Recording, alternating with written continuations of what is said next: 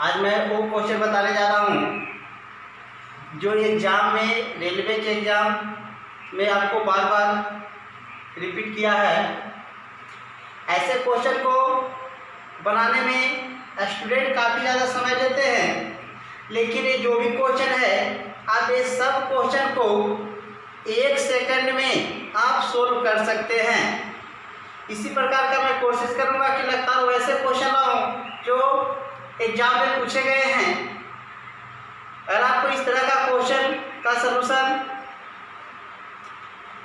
लेना चाहते हैं तो इस चैनल को सब्सक्राइब करें तथा बेल आइकन को दबाना ना भूलें, जिससे लगातार इस प्रकार का क्वेश्चन जब भी मैं अपलोड करूं तो आपको इसका नोटिफिकेशन मिल जाए तथा अपने दोस्तों के बीच में शेयर करें। चलिए, जो भी इम्पोर्टेंट क्वेश्चन है उसको आज हम लोग सोल्व करते हैं।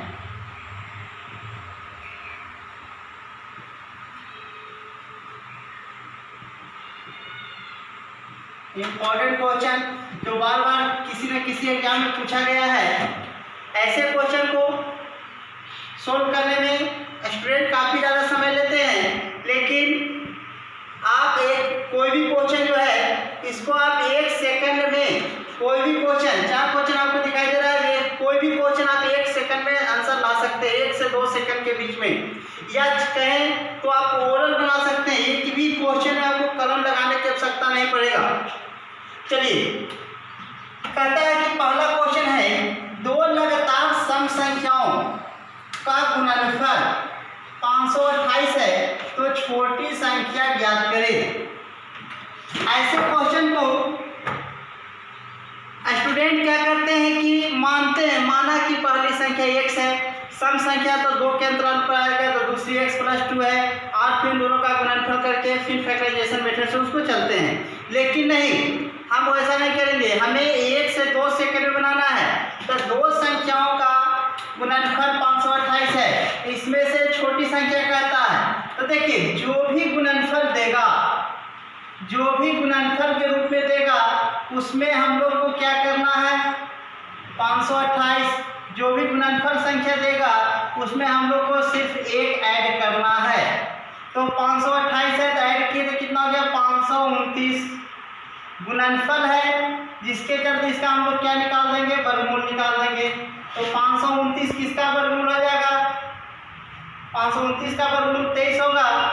अब 23 से हम लोग को यहाँ पर देखना है, इस 23 को 2 तरह से, 23 से छोटा संख्या को लेंगे, जस्ट छोटा, तो ये हो जाएगा 22, और 23 से एक बड़ा लेंगे तो क्या हो जाएगा, 24।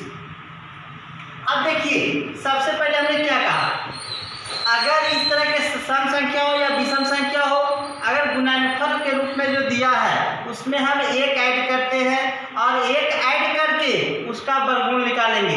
तो 528 दिया था, 528 में हमने 1 ऐड किया, 529, और 529 का वर्गमूल कितना हो गया, 23।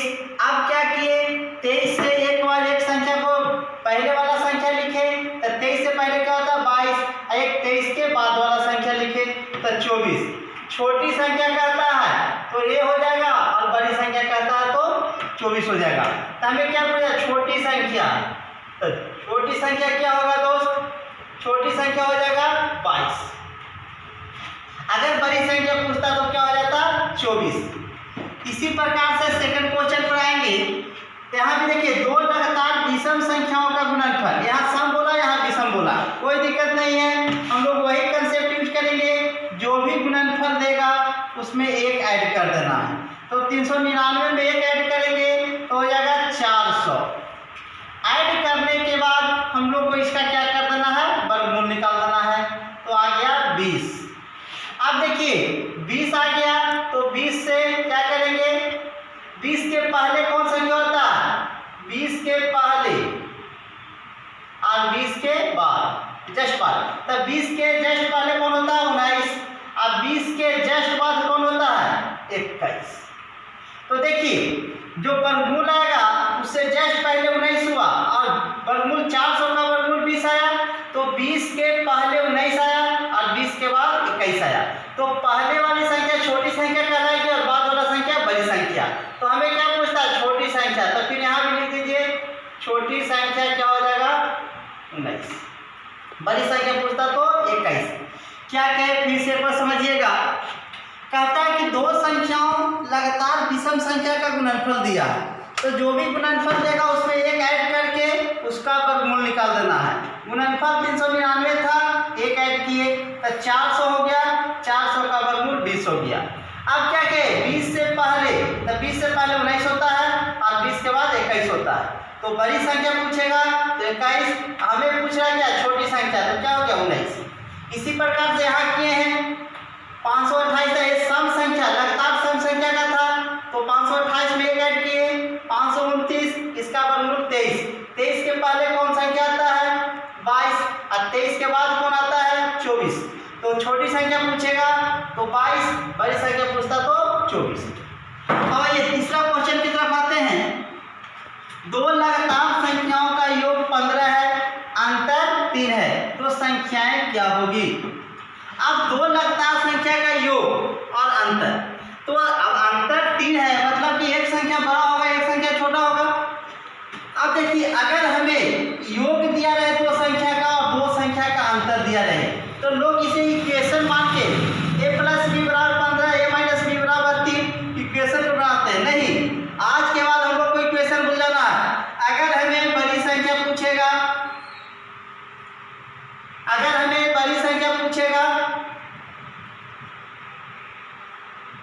सॉल्यूशन इसका देखिए, अगर हमें बड़ी संख्या पूछेगा तो बड़ी संख्या पूछेगा तो क्या करना है, अगर दो संख्या का योग दिया रहे और दो संख्या का अंतर दिया रहे, तो जब बड़ी संख्या पूछेगा तो ये दोनों संख्या का ऐड कर दीजिए, जोड़ दीजिएगा, तो क्या हो जाएगा। बड़ी संख्या पूछेगा तो क्या करेंगे 15 + 3, जो योग देगा जिसको और अंतर दोनों को जोड़ के और दो से क्या कर दीजिएगा डिवाइड कर दीजिएगा, तो 15 × 3 = 18 / 2 = 9, यानी बड़ी संख्या क्या हो गया 9।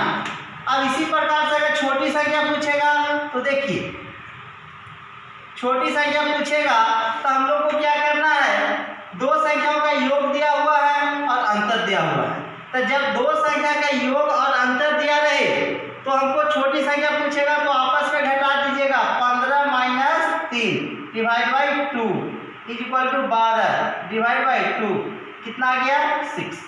अब हम कह सकते हैं कि संख्याएं क्या हो गई, संख्या जो हो गया वह 9 और 6, बड़ी संख्या 9 और छोटी संख्या 6 हो गया।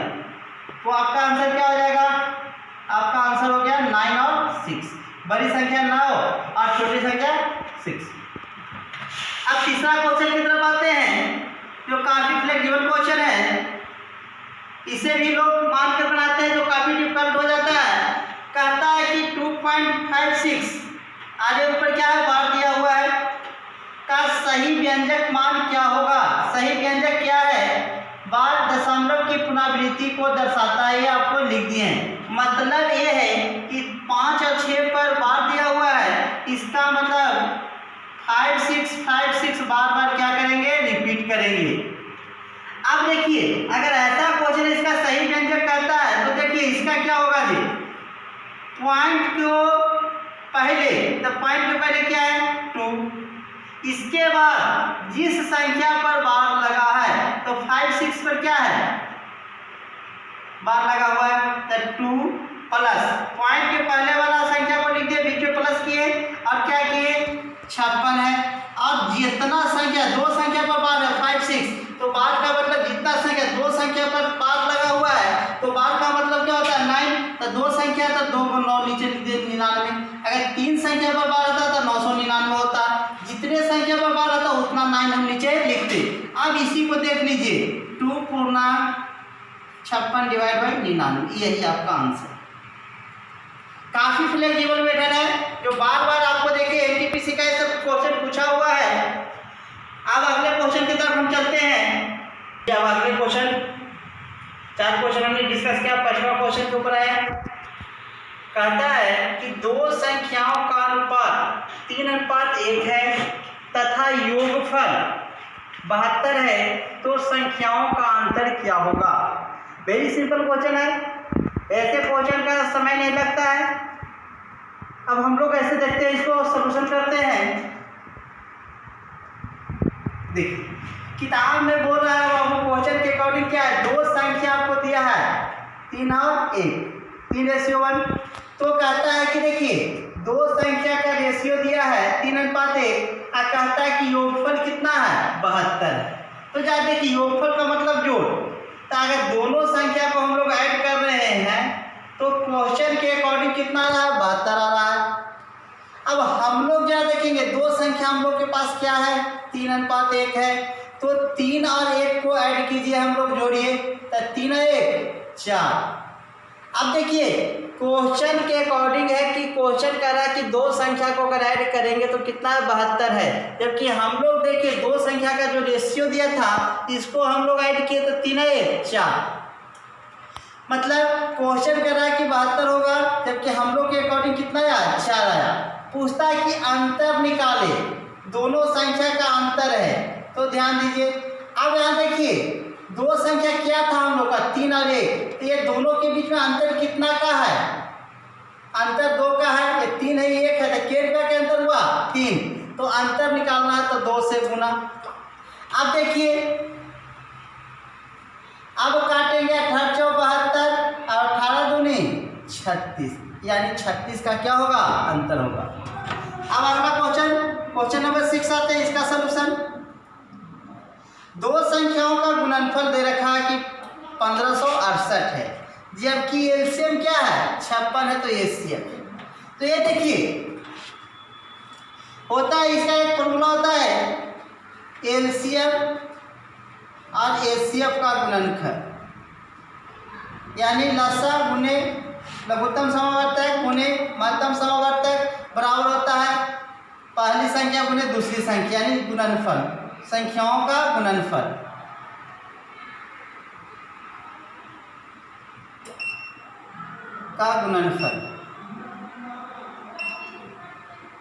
संख्याओं का गुणनफल की मतलब दो संख्या रहता है तो पहली संख्या गुने दूसरी संख्या। अब क्या देखिए गुणनफल दो संख्याओं का कितना दिया 1568, और जबकि हम लोग का पहली से एलसीएम कितना दिया 56 और एचसीएफ पूछ रहा है बाबू। तो बताइए, आप बताइए 56 से इसको काटिएगा तो 28 टाइम्स, यानी एचसीएफ क्या हो गया आपका 28। क्योंकि गुना में है, ऐसा जाएगा तो डिवाइड बाई भाग में होगा, इसको भागा देंगे 56 से तो कितना टाइम्स कटेगा 28 टाइम, ठीक है, तो यानी 28 क्या हो गया आपका एचसीएफ। अब चेक करना रहेगा तो 56 और 28 को अगर मल्टीप्लाई कीजिएगा तो 1568 के बराबर आ जाएगा। अब अगले क्वेश्चन की तरफ चलते हैं। कहता है 2a बराबर 3b बराबर 4c हो तो a अनुपात b अनुपात c बराबर व्हाट। ध्यान दिया जाए, ऐसे क्वेश्चन को बनाने का बहुत सारा तरीका है, मेथड है, काफी मतलब जीवन है। देख लीजिए हमें पूछता है कि देखिए 3 टर्म a b और c आपस में बराबर है, a b और c 2a बराबर 3b बराबर 4c, ये 3 टर्म आपस में बराबर है और हमसे पूछता है a अनुपात b अनुपात c। तो सबसे पहले देखिए इसको हम फर्स्ट तरीका से बता रहे थे कि अगर हमको a अनुपात b अनुपात c निकालना है, तो अगर हमको a निकालना है तो a को आप रख लीजिए। अब बताइए क्या बचा है, 3 और b के क्या है कोफिशिएंट 3 है, c का कोफिशिएंट क्या है 4 है, तो 3 और 4 को गुना कर दीजिए, कितना आ जाएगा 12। a का मान निकल गया। b का मान निकालना है तो b को ढक लीजिए। अब बताइए b को जब ढक लिए तो क्या बचा a और c, a का कोफिशिएंट क्या 2 है और c का क्या है 4 है, तो 4 गुने 2 क्या हो जाएगा 8। अब देखिए c को निकालना तो c को ढक लीजिए, तो b का कोफिशिएंट क्या है 3 है और a का कोफिशिएंट 2 है, तो 3 दूनी 6। रेशियो का प्रॉपर्टी होता है कि अगर कटेगा तो काटिए, जितना छोटा से छोटा रूप में इसको काट के आप लिख सकते हैं। तो देख लीजिए अब एक कट रहा है 3 से, तो 3 से काट दीजिए 4 टाइम्स, सॉरी चलिए 3 से नहीं कटेगा सॉरी। अब इसको हमको काटना है, तो इसको काटना है तो आप 2 से काटिए 6 टाइम्स 4 टाइम्स और 3 टाइम्स, यानी कह सकते हैं 6 अनुपात 4 अनुपात 3। अब आइए ये तो फर्स्ट तरीका हुआ, सेकंड तरीका से इसको हम लोग बना सकते हैं 2a बराबर 3b बराबर 4c है, तो हम लोग को पूछा ए अनुपात बी अनुपात सी। तो देखिए ए के साथ जो भी मल्टीप्लाई है इसको क्या है गुना 2, तो इसको हम लोग रेसिप्रोकल यानी व्युत्क्रम करके लिख देंगे 1/2। बी के साथ क्या है 3, तो इसको 1/3 व्युत्क्रम करके लिखना है। सी के साथ क्या है 4 है, तो 1/4। अब 2, 3, 4 का एलसीएम हम लोग लेंगे, तो एलसीएम कितना हो जाएगा 12 हो जाएगा। तो 12 से हम इसमें क्या कर देंगे मल्टीप्लाई करेंगे। 12 कहाँ से है, तो 2, 3 और 4 का एलसीएम लिए, एलसीएम कितना आ गया 12। अब वही 12 से क्या किए गुना किए, 2 छक 3 चौक 4 3, यानी 6:4:3। सब काफ़ी फ्लेक्सिबल मेथड है, ये सब बार बार एग्जाम में आपको रिपीट किए हैं। अगर इसी प्रकार का आपको लगातार क्वेश्चन जो आपको एग्जाम में पूछा गया है, आपको जितने सारे एग्जाम में क्वेश्चन पूछेंगे वो सब क्वेश्चन को हम लगातार कंटिन्यू वे में कराएंगे। अगर आपको इस तरह का क्वेश्चन अगर आपको पढ़ना है, सीखना है, इस तरह के प्रश्न का हल करना सीखना है, तो आपको सबसे पहले आप चैनल को सब्सक्राइब करें, जिससे लगातार आपको इस तरह का प्रश्न जब भी हम आपको